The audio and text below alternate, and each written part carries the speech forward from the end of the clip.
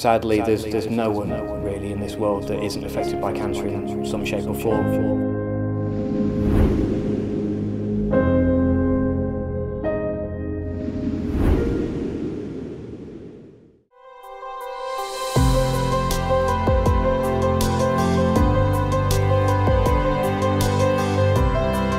Today we're taking a big step forward to combating cancer and finding a cure. Very often we don't know what scientific work goes in behind the scenes, but now we're learning a little bit more. We've got a gaming platform that PokerStars have helped fund, which is effectively something that's very usable for anyone of any age actually, where you're on the face of it playing with spaceships, but what you're actually doing is collecting data that scientists can use, and this is the stuff that takes long time, where we're saving the scientists that length of time. We're all getting together behind it, and effectively they're going to be able to find that cure quicker as a result of everybody interacting with this game in this way. I think it's a really positive movement. Good morning, ladies and gentlemen. Thank you very much for joining us in Century. I'm Dara Breen. I'm here to host these people as they present to you Play to Cure Genes in Space.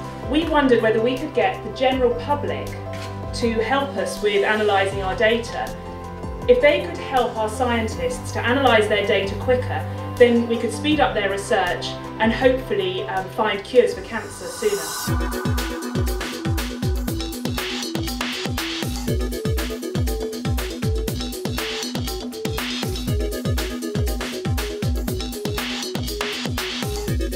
The thing with cancer is it does affect everybody. 1 in 3 I think is the statistic that they use, but everybody knows somebody either in their family or friends. Sadly, there's no one really in this world that isn't affected by cancer in some shape or form. For me, it started in 2001 with the loss of my nan, then I lost my auntie, then my granddad, and then the mother of my children. So I know firsthand by seeing the grief and the devastation that it's caused my own family, just how important it is that we all work together towards finding a cure for it. I think it's great that people can give their time to cancer research, not necessarily always a donation. Obviously that's good too, but we've never been able to give our time to do anything, whereas through this game obviously it is possible.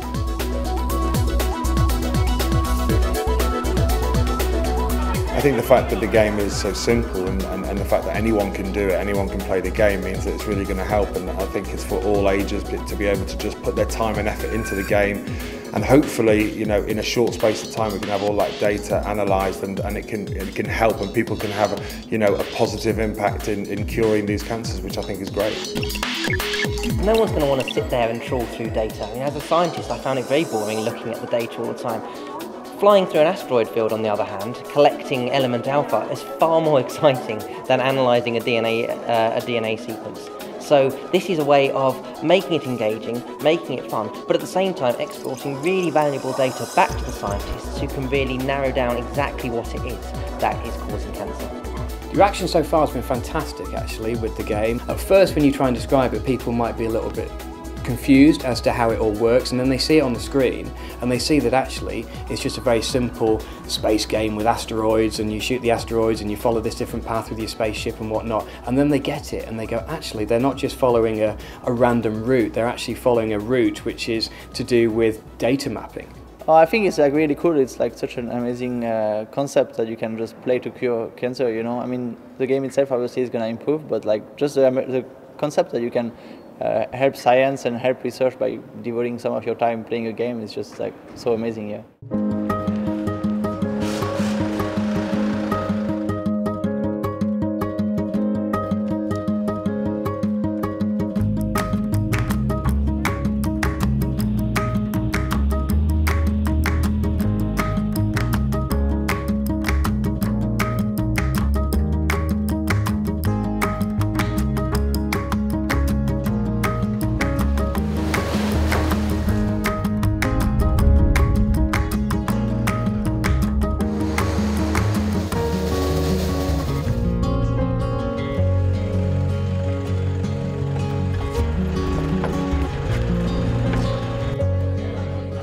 First of all, I want to thank you all for taking time out of your very busy days, I know, to come up here and spend some time with us launching this exciting game, Genes in Space.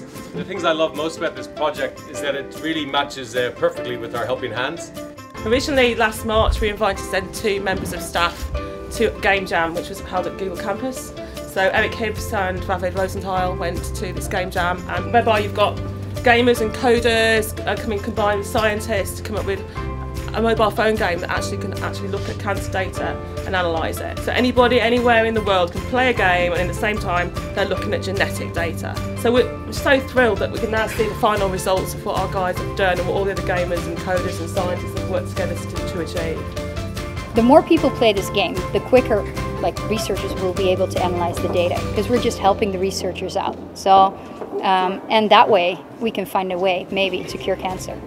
When it comes to preventing or getting rid of anything that's negative, such as this horrible, terrible, aggressive disease that is cancer, I think that any positive steps in the right direction is going to be a big help, is going to give people hope, with the people that are suffering from cancer right now and are fighting it, it's going to give them the extra impetus to push on and keep being positive, because they know that everybody else who's playing this game is ultimately supporting them in their fight as well, because we're all on the same side and we're all trying to push towards a cure.